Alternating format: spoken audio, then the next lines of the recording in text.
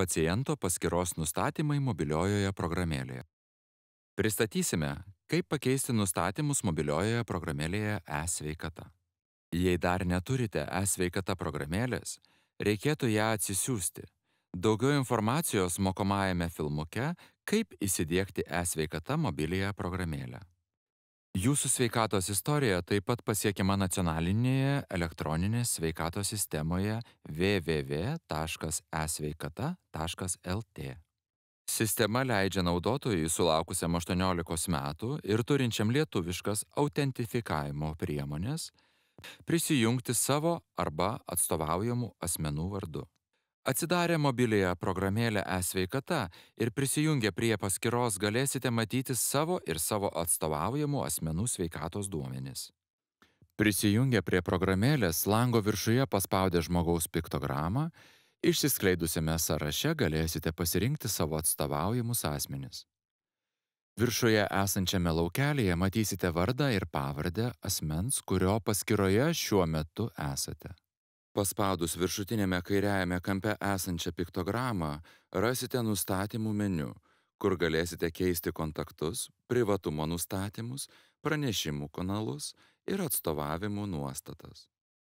Pasirinkę skiltį profilis, matysite paciento, prie kurio paskyros esate prisijungę, asmeninę informaciją, įstaigos pavadinimą, prie kurios jis yra prisirašęs, jo šeimos gydytoją, esi paciento numerį. Skiltyje kontaktai matysite paciento, prie kurio paskyros esate prisijungę kontaktinius duomenis, kuriuos galėsite redaguoti. Pasirinkę pieštuko piktogramą galėsite pridėti naują kontaktą.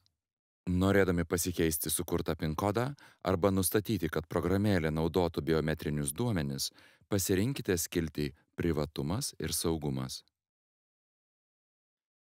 Skiltyje Pranešimų kanalai galite matyti siunčiamų pranešimų gavimo būdą, kuriuo informaciją norite gauti.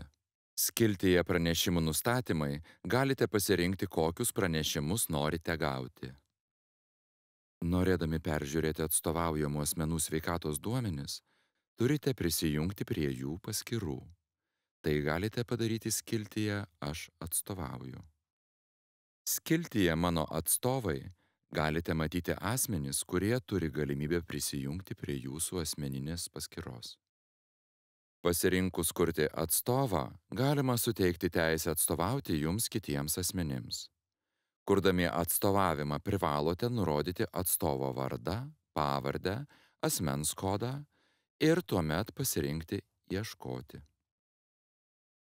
Taip pat galite pažymėti, kokius įgaliojimus norite suteikti. Galite pažymėti visus vienu metu arba pasirinkti iš sąrašo bei pasirinkti terminą, kiek laiko atstovavimas galios.